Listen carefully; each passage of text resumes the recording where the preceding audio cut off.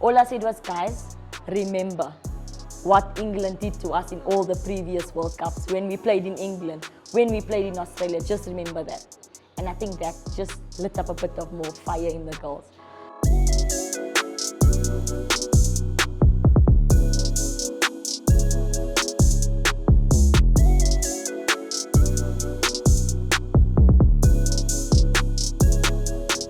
Hello and welcome to the Pitchside Podcast, the home of authentic cricket stories told one episode at a time. And I'm super excited to be sitting down with a world-renowned cricketer. She has been part of the Momentum Proteas setup for 16 years and she has continued to set the stage alight. It is Shabnim Ismail, who just recently retired from international cricket, and today we dig deep in her story and how she became the successful, inspirational cricketer that she is. Shibi, it's always good to chat to you. Welcome to the Pitchside Podcast. Thank you so much. I think it's long overdue, our interview, but I'm happy to be here, and obviously thank you for having me. And I'm so excited because I remember when you sent me a message on WhatsApp and you're like, I'm ready to sit down with you, I'm ready to chat to you, and I really got chuffed to read your message. But firstly, you recently retired, as mentioned. How has it been in the last couple of months of your retirement? I think it's probably been the happiest part of my couple of months after retiring. I think if you say retiring, it's still in the back of mind that I'm not playing for SA anymore. I think it's not hurting as much now, but obviously once I get to see the girls playing on TV, I think that's going to be the part where it's actually going to hit me a bit more. But now I'm living my life. I'm actually happily retired, not going back to SA, not going to lie. But yeah, I'm enjoying my life, spending a lot of time at home with family, with friends. So that has been obviously the highlight of my past couple of months. I think your retirement came as a surprise. A lot of people were so shocked, especially looking at the fact that there has been a lot of players. Dane has retired, Lizelle Lee, as well as Trisha Chetty. I mean, it came as a huge surprise. But I mean, you felt like it was the time for you to retire. Yes, of course. I mean, if you speak about retiring, it's not that something where I just woke up one day and decided, you know what, I'm going to retire today. It's something that I've been speaking closely with Enoch. I've been speaking closely with our psychologist, Kirsten, as well. So it's been coming for about 6-7 months now. And it's been hard. Like, we had the tough conversations. Are you ready? Is there still a flame burning for SA? And like I mentioned a couple of days ago, that nobody actually knew I was going to play the World Cup. And not even teammates knew that I was going to retire as well. So obviously I spoke closely with Enoch. And he obviously told me, you know what, Shub, just play the last World Cup, see how you feel. And I told him, I'm not sure if I actually want to play it. But then I went out there, I played, I enjoyed it. There's still a flame burning, I still love it. But the worst part was obviously retiring. And nobody actually know the background of what I've actually went through. Before actually retiring, I went through psychologists, I went through Enoch, I went through family, Trish obviously, who's been my backbone as well. So it's been a lot of underlining as well. So, but what had contributed to you deciding and contemplating that you would not be participating in a T20 World Cup that's happening here on home soil, Shibi? I think it just got to a point where it was really tiring. It got really hard on my body, where I needed to obviously accommodate for SA and I needed to accommodate for the leagues. And it was hard for me in terms of spending more time at home, spending more time with family. And I think that was the hardest part for me. Look at my niece, my nephews. It was hard where at times I could only see them maybe 3 times in a year. So it was a bit difficult. I missed my parents' birthdays, the kids' first birthday, second birthday, third birthday. So it was getting quite tough. And I always used to see, like, you know, my family posting on Instagram or on social media about them having a nice time. And I missed that part. And I decided that, you know what, it's time for me to retire and put my family first. And I haven't been doing that. And for the past 16 years, I've been putting cricket first. And not even myself, but cricket first.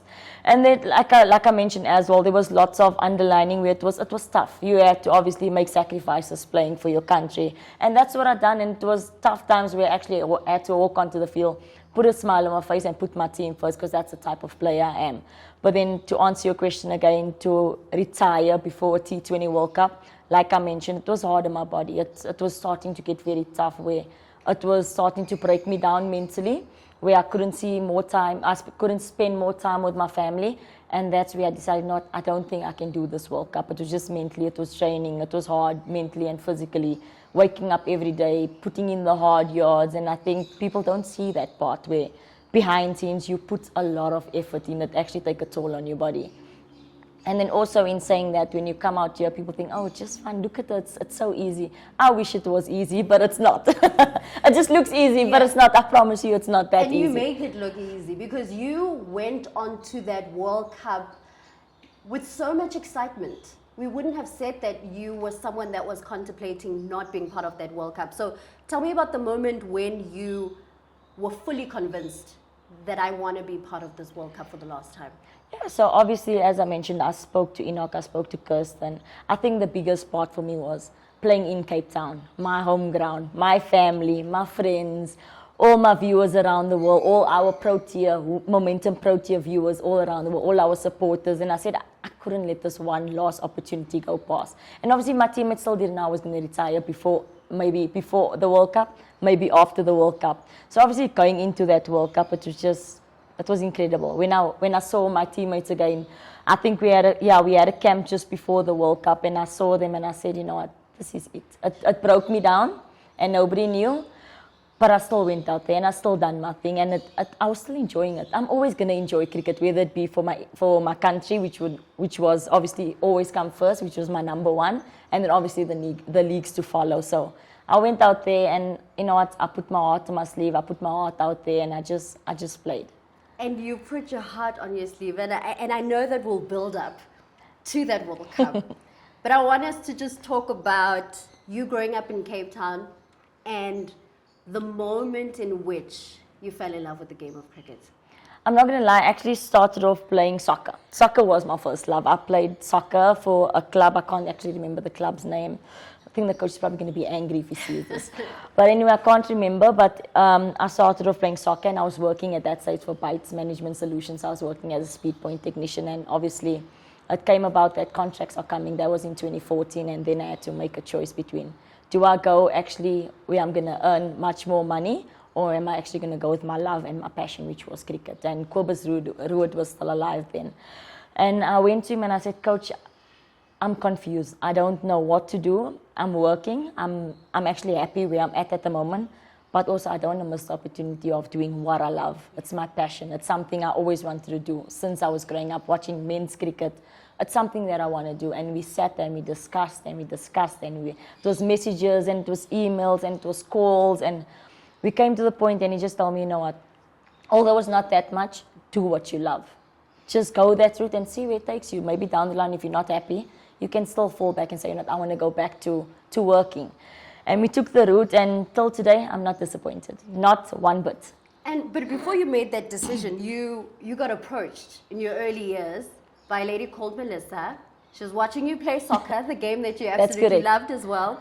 And she approached you and she asked you whether you could play cricket, and you said yes.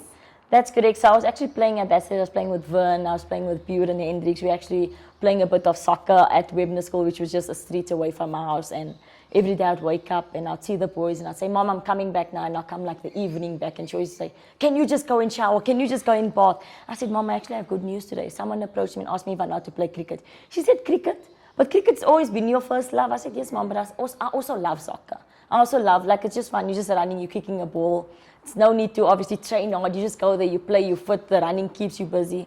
And Melissa approached me then and she said, do you know how to play cricket? And I was like, yes, sure. And then she told me, do you want to maybe meet up for a net session? And that's where we started. And I was bowling too, and I kept on bowling this girl. And I'm thinking, but she's asked me, can you play cricket? But I don't think she knows how to play cricket herself. But then we actually became close friends, and I then started off for a club called Primrose, where Mr. Fortuyn was there. And that's where everything started. I started off as a batsman, so by the way. I neglected it, to be honest, but I'm not disappointed. I love bowling. I love running in and bowling quick. That's me. So Shibi, you said you started off as a batter and then you transitioned into bowling. So what attracted you to bowling? I think at that stage when I started off as a batsman, it was just easier. You just stood there and you just hit balls, and I was quite good at it. And I made lots of runs for Primrose Cricket Club. And then after that, my coach said, did you ever try bowling? And I was like, no, it's just too much hard work. You must run in, you must bowl, you must make sure you hit the stumps or you get wickets. And he said, just try it. And I started off bowling and I got wickets after wickets after wickets. And I said, okay, but this is actually quite easy. You just run in and you bowl the ball. Make sure you're accurate. And that's about it. And I started loving it. And that's where I fell in love with it. And then I started watching Andre Nel, Dale Steyn, where they were amazing. And I wanted to be just like them. And so would you say that your accuracy and your fast-pacedness came from both those players? Yes, 100%. I mean, I played for the Western Cape team when I was 16 years old, and that's where I took, I think, the most wickets in the tournament. And I think I met Yulani at that stage, but I didn't know her. And she came out to bat, and I think it was like in the first or second ball that I actually bowled out, and one of the parents came to me and they told me, but you're a demon. And I looked at him, I was like, Mom, the guy called me a demon. What does he mean? He came to my mom after and he said to Mom, but your child is amazing. She is so quick. My kids are furious. They are scared to go and bat against her because she's so quick. And I actually broke the stump in that same year as well. And I think I still have it at home. I think that was in 2016. That was when I was 16 years old, whatever year that was. But that was when I was 16 years old. But at that time, I knew that I was quick. And I always tell myself, one of my main goals is to become the quickest in the world. And I made sure that not only do I want to become quick, but I also want to become consistent as well. So a lot of youngsters don't understand that it's not only just running in and bowling quick, it's also about being consistent in what you do and also outsmarting batsmen or batswomen, should I say. Was that the time in which you kind of saw the possibility of playing for the national side? Not really. I'm not going to lie to you. I think when I was playing club cricket, obviously I played against Ashlyn Kilowan. I played against Alicia Smith as well. And a lot of people were like, they quick. I don't want to play against. I think they were playing at 4 Coronations at that stage. And all the girls in the team were so scared to face these 2 bowlers. And I was like, but why are you guys scared? And I saw them for the first time. I was like, oh, wow. They're actually really good, but not, you know what I mean? Like, I also thought that, I'm also at that level. Why can't I also play SA? And I think it was when I made the invitational side in 2007 or 2006. Denisha Devnarain was there, Marizan Cup was there. And I just sat on the porch one day with Marizan Cup and I said, I also want to play for SA. And I think 2 days later, they called me up to play for the SA team. So everything happened so quick. I even made the Western Province team. I made the Western Cape team and I made the SA team in the same year, in the space of like maybe 6 months. So everything happened very quick. Yeah, and you made, as you speak now, so you make your debut for Western Province under 16. No, the Western Province senior women's team. In 2005. 2006. That was 2006. And I remember reading that you got about, I think, 12 or 15 wickets in that season. Wickets, yeah. Just after Chandra Fritz, funny enough. And you guys are quite close. We were very close. Oh, Fritz, I'll never forget that face. Yeah. And then the following year, you got 21 wickets. And so it seemed like you kept growing in your bowling and finding your accuracy and finding your rhythm. What are some of the work that went into growing as a bowler? Yeah, so first of all, when I started off playing for Western Province, for me it was just fun, running in and getting wickets and celebrating and just being happy. I think when a couple of years down the line, I think it was maybe that started 2006, I think 2008, when I was already in the SA team and I thought to myself, but this is not the level. Yes, I'm good, but I'm not good enough. And I started then working on my fitness. I then started working on consistency and I want to be the best. And that's when I decided where cricket or myself should take a toll.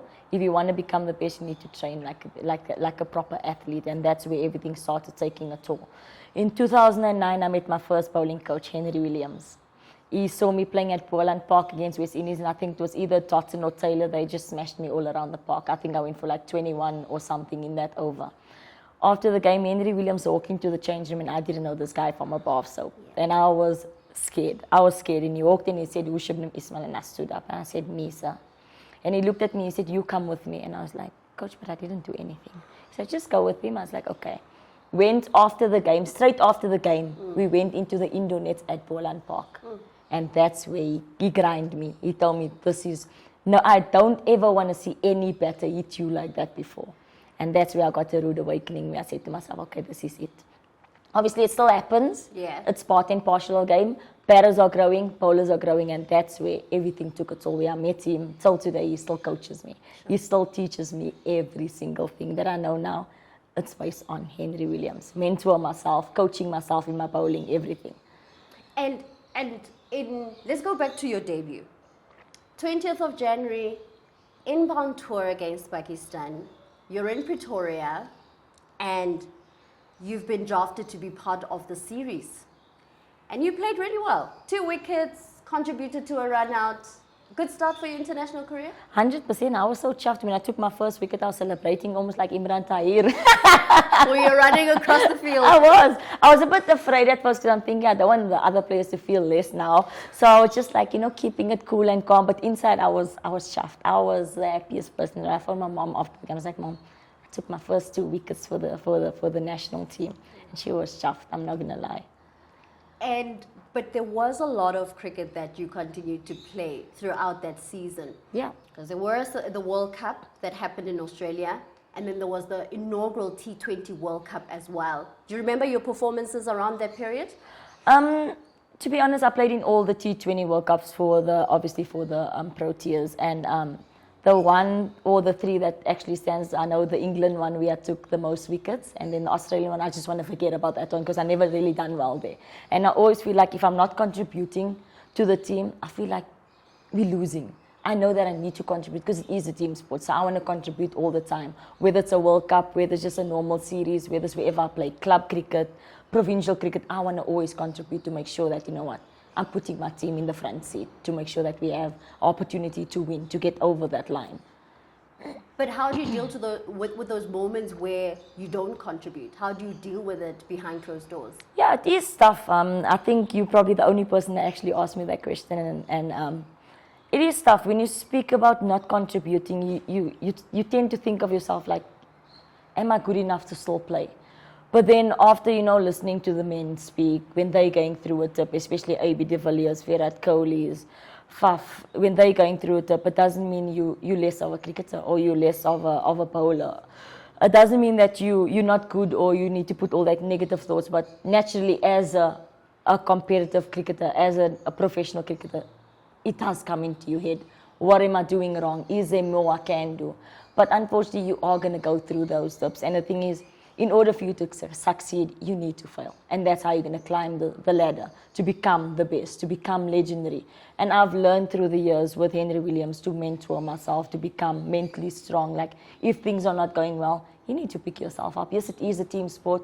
Your teammate is going to come to you, tap you on the back and say, no, Shibs, it is okay. But you still feel like, you know what, I never contributed.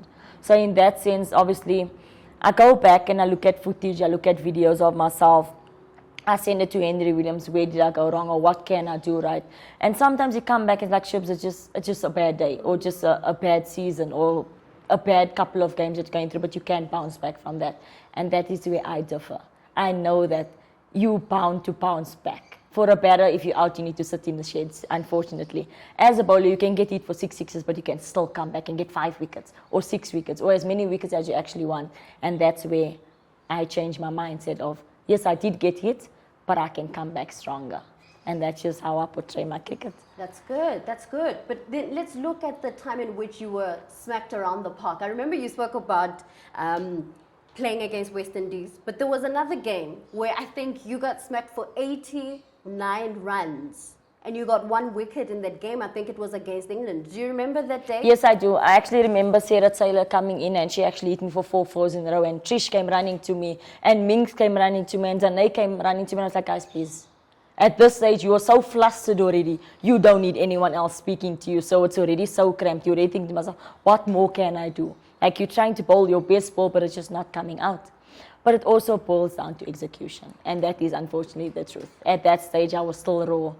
And even now, it doesn't mean if you bowl a bad ball, you're bad. It happens in the highest of highest levels where I'm at, where a lot of men and female cricketers are at the moment. It happens. And in that stage, you can't be hard on yourself. You need to come out. You still have games to play. It's not like it's the end of your career. You know what I mean? So you have to come out on top somehow. And I'm just happy that I could have done that after retiring as well. So they didn't affect you that much at that age? Because I was with Henry Williams, so he obviously taught me about, you know what, that's how you bounce back. So it did affect me, I'm not going to lie. I mean, 89 runs is a lot of runs, I'm not going to lie. It's a lot. There's people that make 89 runs in a T20, and it's a lot for them. So it is a lot. So it did affect me, but it's just how I obviously bounced back, what I needed to do in order for me to come back and obviously produce the goods again. And that's what I try and do. I try to stay positive at all times, whether I get hit or whether I don't get hit. I don't try to overcompensate. I don't try to be over competitive in that sense, but I still try to keep within myself, but also know that, you know, I've got all the armory. It's for them to make a mistake. It's for me to just go out there and get the wickets. You spoke about being part of the T20 World Cups from beginning to right to the World Cup that took place recently here in South Africa. Tell us about 2017 and the heartbreak of 2017. Okay, I think you're going a bit deep now, because this is the one that actually that's broke us. Yeah, this is the one that actually broke us. I am a bit over it after the World Cup we played recently, but let me go a bit into detail about the 2017 one. I still remember clearly. I think Trish was also having a nightmare behind the stumps, because, you know, in England with the Duke, it swings very late after the stumps. So a lot of us was having tough times. But I clearly remember the semi-final against England. I actually still remember Rabada sending me a message on Instagram. Oh, He said he wished he was there to just tell me what to do. But anyway, yeah, so I remember I had 6 balls. I think I needed to defend like 5 runs. And then I was like, Bud, you got this. I think Kapi bowled the second loss over. Aya bowled from the other end, if I'm correct. Then they came to me and I was like, Shubs, if not now, I'm not sure when, because you never know when it's going to be the last. And I said, Dana, I've got this. I remember Shrapsel, Laura Marsh. We got one of the big fishes out in the beginning of the second loss or third loss over, and I needed 5 runs, let's say for 5 runs. And I told myself, this is it. I remember I bowled a slow ball to Laura Marsh. I got a wicket, and I said, okay, I'm chuffed now, I'm happy, I know we're going to win this game. And we couldn't get over. Like Shrapsel came, and she just played one through point, and that just, I think everybody went on it. I think that was one of the World Cups that I think it broke us mentally, physically, because every time we got to a semi-final, we just couldn't get over that line. And, you know, to see all your teammates cry, and for me to bowl that last over, I felt like, you know what, I lost that game for us. Although it's a team sport, I felt that I could have done more, but I didn't. It was 5 runs and 6 balls. It was heartbreaking, and obviously to think about it now, it's still a bitter pill to swallow. And to see everybody on the net, I think Trish took the hardest beating. Well, she was having like a nightmare behind the stump. But you know what? It is a team sport at the end of the day. We knew we still had a few more series coming up. But I don't think a lot of girls got over it for a very long time. I don't even think we messaged each other. I think the momentum group just went quiet, where nobody spoke. I think after that, on our flight back, it was quiet. It was so quiet that you could actually feel that it was hurting everybody, management, coaches, every single body. I don't even think I got much messages from my family. Sure. And that's how deep it actually cut. And at what point do you guys then have the hard conversation about how difficult it was to have to lose that for the team? Yeah. And so, be able to start and heal from that incident? I think after that World Cup, Hilton, obviously we never had a team meeting. He just came in and was like, unlucky goals. I don't even think he had the words to actually express, excuse me, at that stage where how hard it was for him, how it hurt him, because we all knew that, you know what, we build up and we get to a place where we're at the semi-final.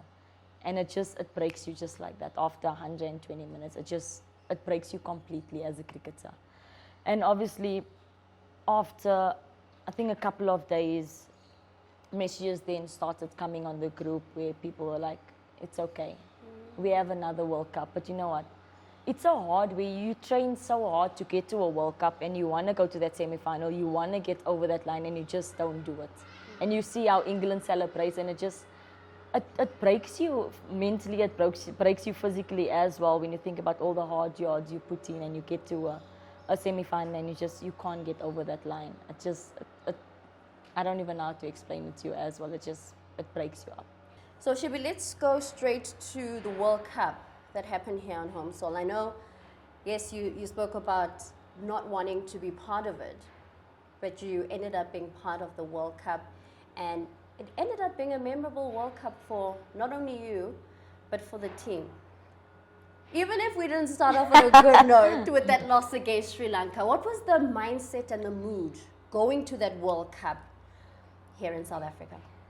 So obviously, everybody knows it's a home World Cup. There's pressure. There's Australia. There's England. There's New Zealand. There's lots of teams. Obviously, going into Sri Lanka. Going to Sri Lanka, home ground, day one, open game. We're there, we're ready. Girls are chuffed. Can see the mood in the changing room, but overconfident. And I'm just sitting quietly. But I'm also excited because, I mean, you're going to see your family. You're going to play in front of, your home crowd. And we got out. And we bowled first. And I thought it was decent score, defendable. And wickets started falling. And I'm panicking. I'm panicking. And I'm saying, Coach, what is going on? And he's like, Shibs. I said, okay. And the wickets kept on falling and falling. And here we lose. Even I went to go bat. And we lost. I think that was an awakening. I think that took us actually back to the previous World Cups where we lost. Where a lot of people came to Newlands. They thought, okay, easy game for South Africa. Yes. Playing against Sri Lanka, they definitely going to win. Yeah. But I'm actually glad that we lost that game. Only because we realized at Sri Lanka, we lost to Sri Lanka, what happens when we play against maybe England, Australia, or New Zealand, what's going to actually happen. When we lost that game, I think everybody's mindset changed completely. Now we need to actually start working, bringing our A+ game, because we can't afford to lose a game, because otherwise, imagine in your hometown, or in South Africa basically, losing the first game, losing the World Cup, getting kicked out in the first round. Yeah. That was going to be embarrassing. We had chats. We said, girls, what happened? Hilton's asking us, girls, what happened? Everybody's quiet. Everybody's quiet. No one's saying anything. I'm looking down. I'm not saying anything. And girls slowly started speaking, how they're feeling. It hurt us. We lost the first game. And fine, we put the game behind us. We started our next game. And I said, okay, this is the team I know. Went to the went to the changing room, and everybody's a bit silent, but also know where they stand, what they need to do, and we start winning games after that. And everything just started falling into place. I think after we lost the game against Sri Lanka, everybody just knew that we can't afford to lose. Now it's time to actually play cricket. All jokes aside, it's time to play cricket. And all of us actually, we started gelling. We started playing as a unit. Win or lose, we started playing as a unit. And we knew this was our World Cup. This was it. And it was so surreal. I can't believe, getting to that semi-final. Sure. Let's speak about that semi-final. And what an incredible performance from the team, but also your bowling performance. When you came in, yes, you didn't get wickets in the first 5 overs, but you came back. That's when you got that breakthrough. Yeah, and I remember clearly, and I remember from our warm-up games in Paul, getting Dunkley out, how I got her out. I remembered everything. I think from Commonwealth, I've been getting Dunkley out. I think, let me go back a bit to Commonwealth. So me and Chloe were sharing a room, and I phoned Trish at 12 o'clock that night, and I said, I've got an idea. I've got a plan. I know how to get Dunkley out. I woke Chloe up 12 o'clock at night. Chloe, wake up. Shubs, Chloe, wake up. I've got an idea. We always said it's about Dunkley. Dunkley's going to come out. She's going to smash us with this. I said, I've got an idea. I'm going to bowl a Yorker to Dunkley. Chloe, like Shubs going, I said, Chloe, I'm going to bowl Dunkley a Yorker. Trust me. The game comes in the morning. We're playing against England. I bowl Dunkley a Yorker. Out. Sure. I said, Chloe, I told you. I told you, Chloe. And a day before that, I went to go practice only Yorkers. Sure. Only Yorkers. Execution was key for me then. And I got Dunkley out. Fast forwarding, let's go to the World Cup semi-final. Morning of the game, I can see the girls are confident. This is not going to happen to us again. All I said was, guys, remember what England did to us in all the previous World Cups. When we played in England, when we played in Australia, just remember that. And I think that just lit up a bit of more fire in the girls. Fine. Went to bat first, and the Forfie done well. Oh, I think all the batters pulled their weight. Yeah. And I was so happy to see, the batters are doing so well. And throughout the tournament, they showed a lot of character, and credit needs to go to them. They done so well. Bowling innings, Lesego, I can't explain it. It's so surreal. Bowling that last over. But before that, sorry, you asked me about Dunkley. I never got wickets in the first 5 overs. Yes. I think for me, it was all about consistency at first. Knowing that the prep has been done. Day before I was bowling, I knew exactly what I need to do. I knew exactly from A to Z what I need to do, to which batter, how I need to set my field out exactly. I told Sunay, give me the 6th over of the power play, because I know that England, that's just how they play the cricket. They want boundaries. They need to get boundaries in every over. They're going to come out hard on us. And I said to Sunay, give me that 6th over. And remember clearly that's the 6th over, the final over of the power play. And Dunkley's still in. I said, I think Nadine was standing on my left, or Aya, one of the two, and I said to them, don't worry guys, I got this. And I was so confident that I just knew. And as I walk back to my mark, I see my family sitting on the right. I see Trish, I see my sisters, I see everybody screaming, and I just know, you know what, something needs to happen, because they were going at 10s. They were going, and we thought, I think after 5 was, they were like on 60 something, and the run rate was through the roof. They were at 10s, they were at 11s, and I'm thinking something needs to happen. Sunay is calm, Kapi's calm, everybody's calm. And I said, I like to see the calmness. So that's just me. I don't ever show that I'm under pressure. Sometimes I am, but I don't want the batters to see, Shabnim Ismail's under pressure, or the team is under pressure. I don't ever want to see that. And I run in and I bowl, and I get Dunkley out. It was crazy, and I told Sunay, I told you, just trust me, give me the ball. When you have that feeling, yeah, or you know exactly what's going to happen. Sure. That's exactly how I felt. My preparation, our preparation as a team, we were all on par. And next batter, walk out number 3, Alice Capsey. And I know she don't like bouncers. And you love bowling those I bounces. love it. And I said to myself, I told Taz, go to your left. I'm standing at the top, and I'm telling Taz, move to your left, and I bowl the first ball bounce, and she tucks and she hits it. And the catch, the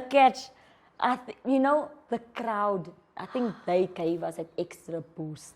All of you guys gave us an extra 10% to actually let us get over that line.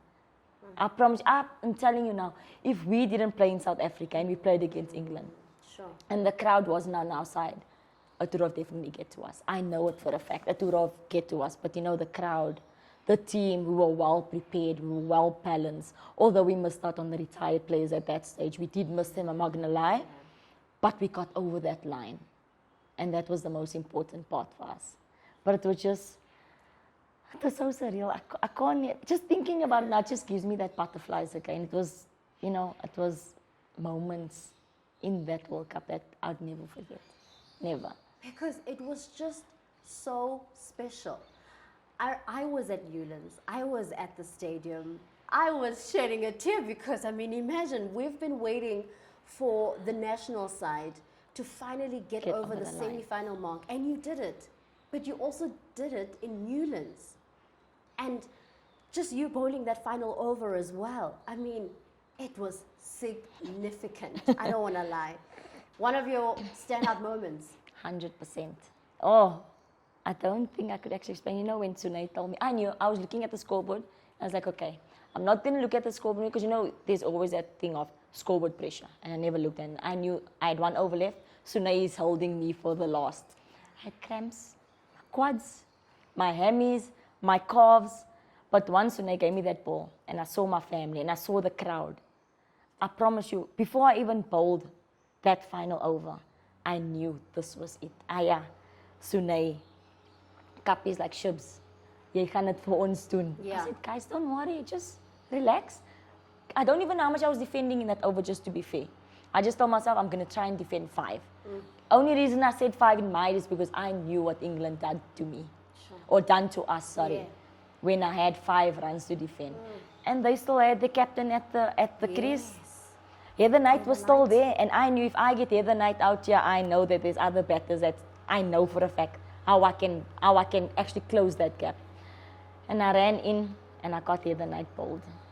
I think, every time I go back on catch up and I look actually at my recordings and I look at how the crowd went crazy in that final over, I just knew it. I was screaming. I was lightheaded when I was even screaming when I got Heather Knight, because I knew this was it. They're not going to do the same thing to us again.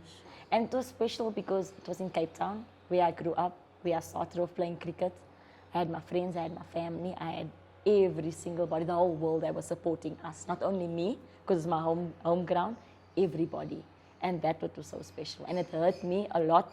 And I even cried after the semi. I went to my mama, hugged, and I cried because I knew this was it for me. I knew I was going to retire after this World Cup. And I never told my teammates. I never told them anything. And that is why it was so special for me, is that it was my loss. And to make history and to be part of it and to get into that final with my team for the first time after 16 long, hard years.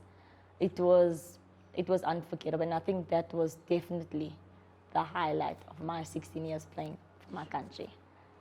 And let's unpack that final and how the team felt finally being in a World Cup final.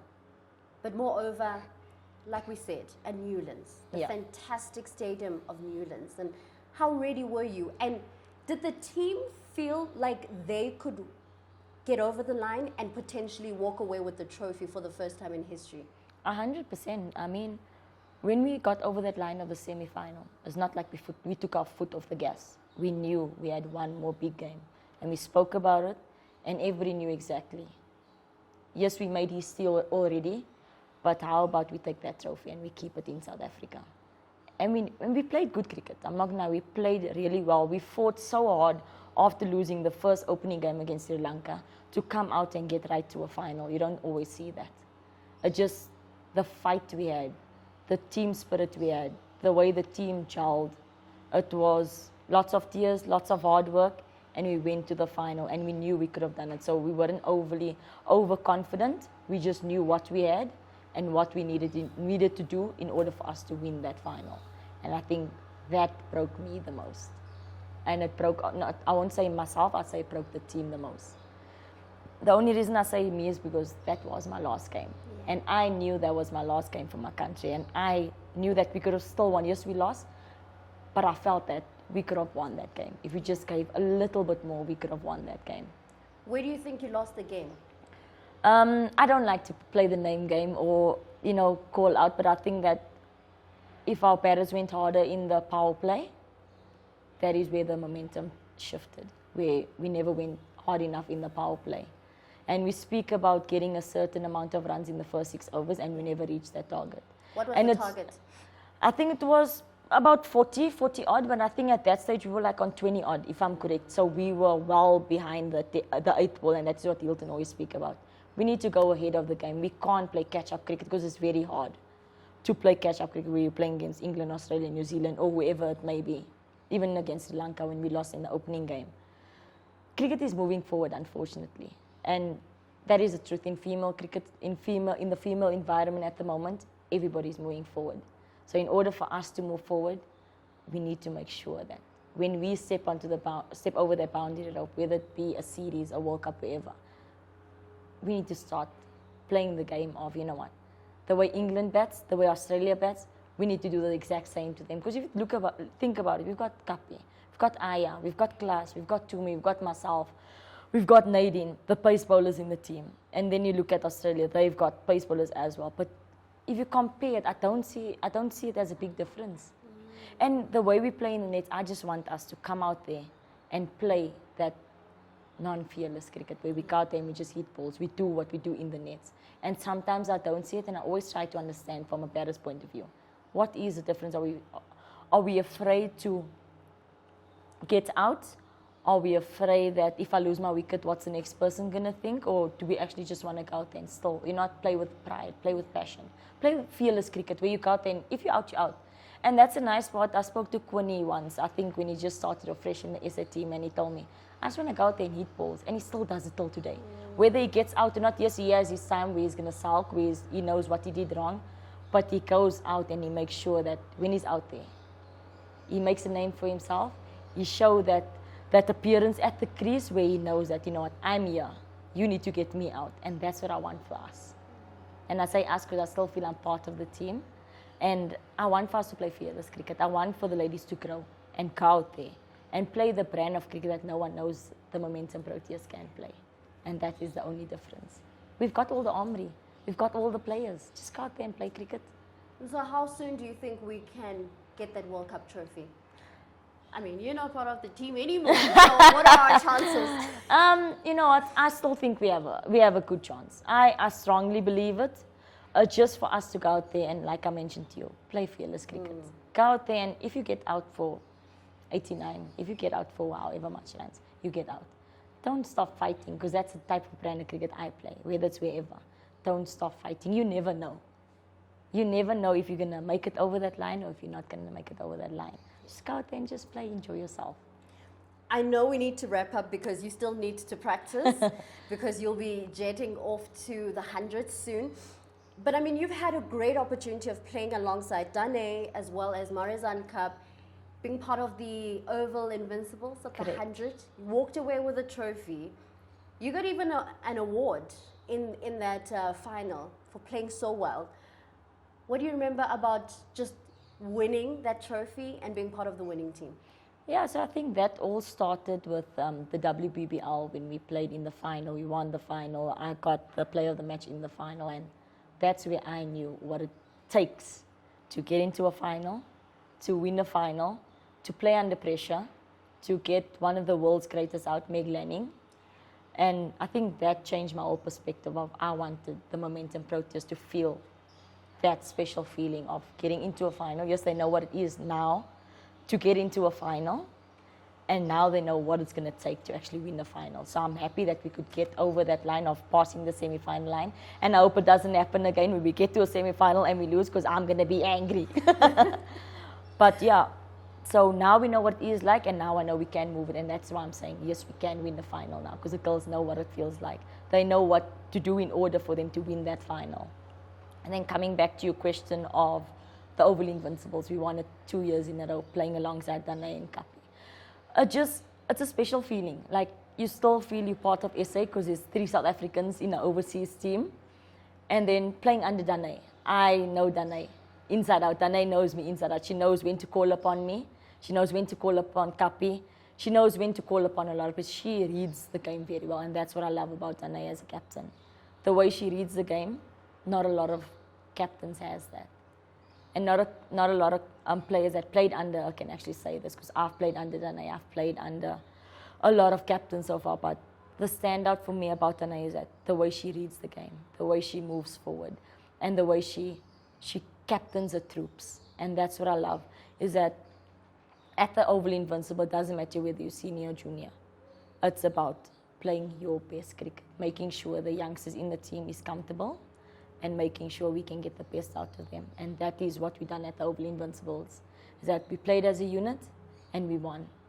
And it was a great feeling of getting into a final 2 years in a row and winning a final 2 years in a row. I am a bit sad I'm not going back there this year, but always looking forward to new journeys and obviously new experiences. So I'll be moving obviously to the Welsh Fire, and hopefully we can make history there and make a good journey there as well. But speaking about obviously making finals and stuff, it was a great 16 years, I'm not going to lie, and I'm still continuing, and I'm still going to enjoy my cricket. I'm still always going to give my 200% going out there, no matter which team it's for, although it won't be for my country anymore.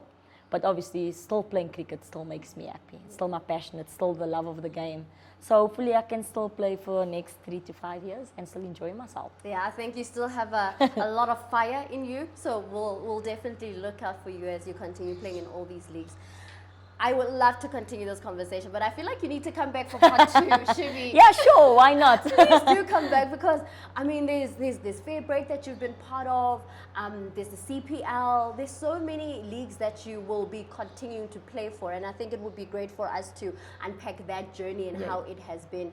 But I think let me get your final thoughts on just what you're going to miss most about being part of the Proteas setup, and what would you like the national team to grow into as the years continue?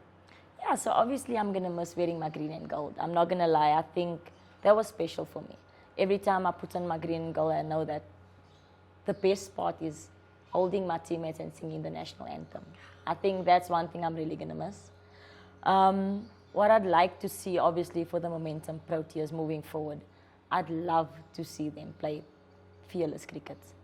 Whether they go out for 80, 90, just go out there and play a different brand of cricket. I've been part of it for 16 years. I know what it's like to be in the setup. I know when there's pressure. I know when you're under the pump. And for them just to go out there, show a different environment, show a different brand of cricket all the time. Because I think we've been playing this brand of cricket till the semi-final, but it's now time to obviously move forward. And there's lots of youngsters coming through the pipeline. And just obviously for the seniors that is there, just nurture them. Make sure that, you know what, they're at their best as well. I know Sunay is there as well now, and she's quite a softie. She knows how to handle the team. And just for her as well, I want to wish them success. I really want that for them, and I want to see them obviously take a trophy.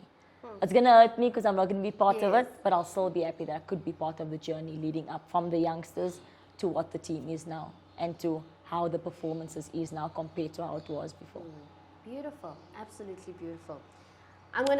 We do have a couple of questions because I asked a couple of people on social media to ask you a couple of questions. Yeah, sure, let's go. So we've got questions from your fans. Oh, okay. And followers of the Pitchside podcast. Interesting. I think we've got let's do 2 or 3 questions, ne? We don't have much time. You do you, boo. Do you, boo? Let's go. Wasifa asked, how can supporters support the team and lobby for more international tours? To all the fans out there who's been supporting the Momentum Proteas, first I'd like to thank you all. Please don't stop supporting now that I'm not there anymore, because that would be bad. So definitely Wasifa, you know what, you guys have been doing an incredible job so far. Obviously, following our journey, been supporting us, you know what, I still firmly believe you guys have done everything you guys can. So it's just obviously still keep on following us, still doing what you guys do best, and don't stop watching the Momentum Proteas, please. Jane Gomezulu asked if she could bowl to any batter in the world, past or present, who would it be and why? I think I've passed that stage, I'm not going to lie. I think any batter in the world at the moment, I'm happy to bowl to.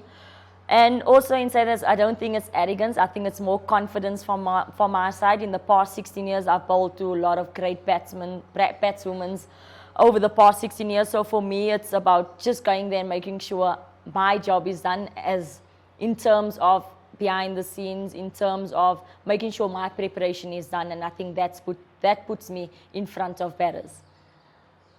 And then Half at Gemini asked, throughout her illustrious cricket career, she has achieved remarkable success as a fast bowler.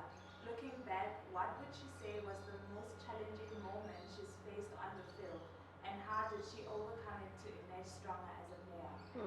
So obviously playing for 16 years, you go through stages with cricket. You go through the highs, you go through the lows. I've been playing for 16 years for my country. I've been through the highs and the lows. From the time to being obviously suspended, from the time to obviously not playing good cricket or taking cricket for granted. And I think that's where professionalism comes in. And when I say professionalism, it doesn't mean only on the field. Professionalism starts off the field as well. So when I'm going through tough times, as I mentioned a bit earlier in my interview, obviously with Lesego, I said that when times are tough, as a bowler, you have to bounce back. And as my bowling coach, Henry Williams, taught me to become a mentor of my own bowling, a coach of my own bowling, it's for me to obviously bounce back from it. I can't always rely on my team. It's just as a team sport, but also you need to rely on your skill. You need to rely on what you do best. There's a reason why we play for South Africa. There's a reason why you're at this level, first of all, is to prove that, you know what, you are the best in the world, and that is why you're part of the Momentum Proteas. Whether there's players sitting on the bench, we all a team. And you asked me about how do I bounce back. So for me, it's pretty simple. Like, I'm not always going to have the perfect game, but when I do have the perfect game, I still try and do better. I'm at the age of 34 now, where I still feel that I still want to learn more in my bowling, not only for my country, although I retired, wherever I go overseas, wherever I am, I try to learn a lot of new things. Like there's a lot of armory I can take into my game. And that's why when I travel the world, I try to learn and pick up a lot of things. So in terms of bouncing back, I firmly believe is that, yes, I'm living the dream, but also I'm learning. So they always say, if you're not learning, you're dying. So I try to learn as much as I can wherever I go. And for the past 16 years playing for my country, the learning curve has been immense. So I never want to take that away from CSA. I want to obviously thank CSA for the opportunity. I've played for 16 years, but I am still learning. And there's always a bounce back ability, whether you're a bowler, a batter, or just how you go about obviously your journey and how you portray yourself on and off the field. The last question comes from Shabnim Ismail. Now that she has retired from international cricket, what is the next step in her career? Yeah, so the next step I would definitely say now, where I'm at the moment is, yes, I've been playing 16 years, but for me now it's my family is coming first. Trish is coming first, so that's where I'm at the moment. And obviously the next step for me is I'm still going to be playing all the leagues all around the world. I'm still going to obviously play to the best of my abilities. Not that I'm going to neglect my bowling, my batting, etc. I'm still, when there is a tour, I'm still going to be that fiery character, the person I was for SA. I'm still going to be the exact same person when I go to all the leagues. So obviously the next step is always my family is going to come first now, because I felt in the past 16 years it was always cricket and then my family. But now it's family first and then cricket. So yeah, next step, play all the leagues in the world, still enjoy my cricket and still go out there and give my 200%. Shibi, thank you so much. I appreciated this conversation. It was good to really unpack your journey as a Momentum Pro Tour player for 16 years and also looking into just the World Cup itself. And so what a beautiful time I've shared with you. Thank you. It's always fun chatting with you, just casual. We're always enjoying ourselves. So thank you to you for having me. I know we went overboard, but I loved it. I wish we can continue. But hopefully there is episode 2 of us. Please, Definitely. Part 2, are we Yes. checking on it? Yes, of course. Let's do it. I'll see you when you come back. Thank you so much for tuning into the Pitchside podcast. As you've heard the beautiful story of Shabnim Ismail, and we got to really look into what really it takes to be who she is. And so we wish her all the best. Let me say that again. We wish her all the best in her journey as she continues to set the global stage alight with her fiery, feisty bowling. So from me, Lesego, and my team here at the Pitchside podcast, we'll see you on the next episode.